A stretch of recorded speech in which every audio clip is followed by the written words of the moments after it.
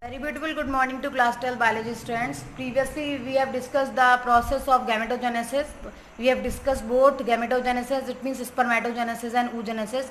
Now this is the time to discuss the structure of the products of both gametogenesis. It means after spermatogenesis sperm is formed. So I am going to discuss the structure of sperm, and after oogenesis the ova is formed. That's why I am going to discuss the structure of ova. So firstly I am going to discuss the structure of sperm.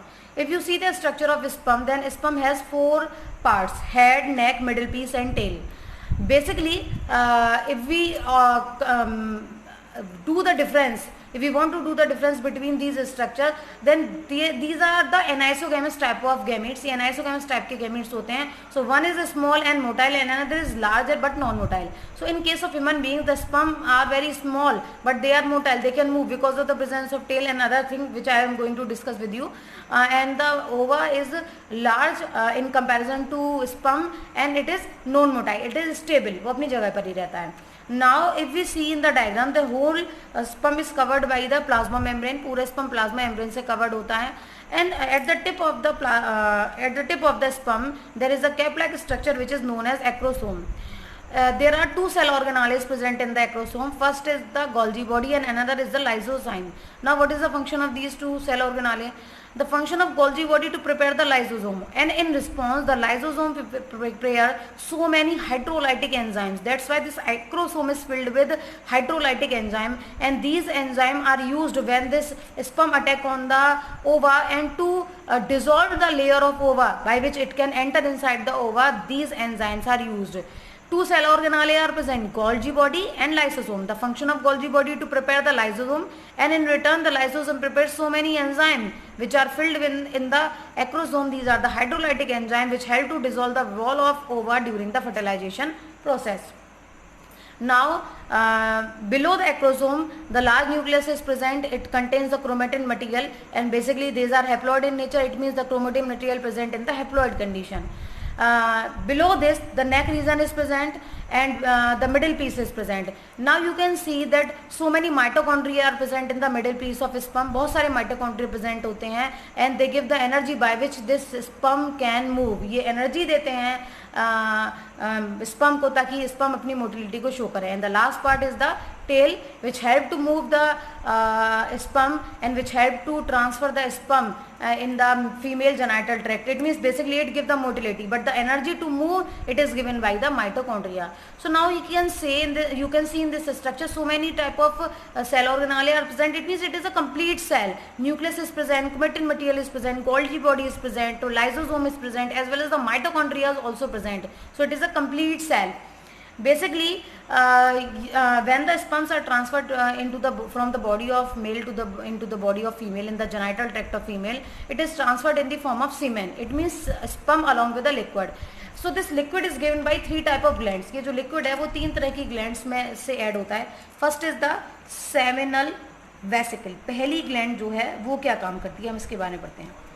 The liquid of seminal vesicle contains the fructose. पहली चीज जो होती है उसमें होती है वो fructose which gives energy. जो sperm को क्या देता है, energy देता है.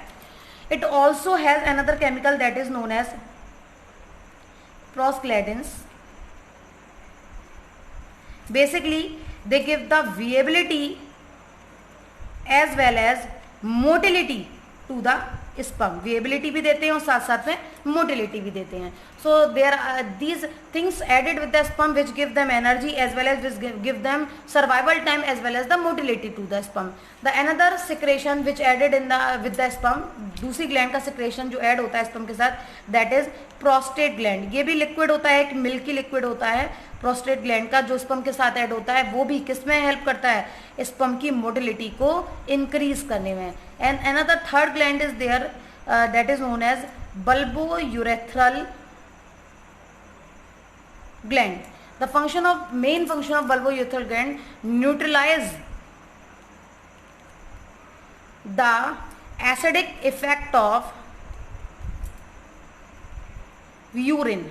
As we know that sperm are pass out from the penis, which is also the part from where the urine is excreted, and urine is slightly acidic in nature. If the with the sperm pass from this passage, then the acidity of urine can affect the functioning of sperm. So to neutralize this acidic effect, this bulbourethral mixture mixes with this sperm, by which it neutralizes the acidic effect because it is alkaline in nature. And when these sperm enter into the female genital tract, and it has also some remnants of the acidic urine, so that time it also neutralizes the vagina of female, by which sperm can easily enter in the duct. And the another function of bulbourethral gland to do the lubrication of penis. जो penis है, external genital organ है male का, उसका lubrication करना, उसको चिकना बनाना ताकि आसानी से स्पर्म उसमें से पास आउट हो पाए. So these are the function. Basically at once, एक टाइम के एजैकुलेशन में जो एक मेल है वो 200 से 300 मिलियन स्पर्म एजैकुलेट करता है, जिसमें से 60% ही फंक्शनल होते हैं, नॉर्मल शेप वाले होते हैं, बाकी 40% यूटिलाइज नहीं हो पाते हैं. So this is the sperm as well as what are the gland, what are the function of the associated glands with it. Now after the process of oogenesis, the ova is produced. Ova is a circular structure which is larger than male, and as well as it has not any motility organs, so it is immotile in nature.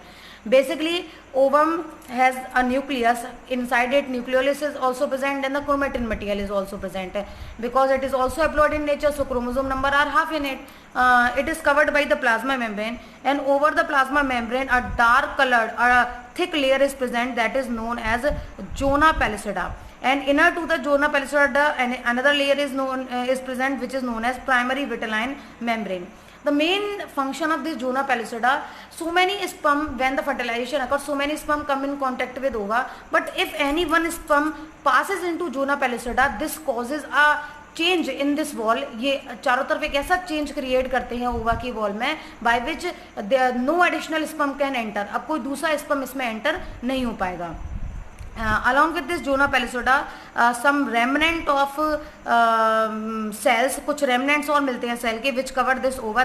These are known as the corona radiata. So this is the structure of ova, and this is the structure of sperm. So when I am going to discuss the fertilization, I will tell you more thing about the ova and sperm. So next time I am going to discuss the process of menstrual cycle. Till then, goodbye, have a beautiful day.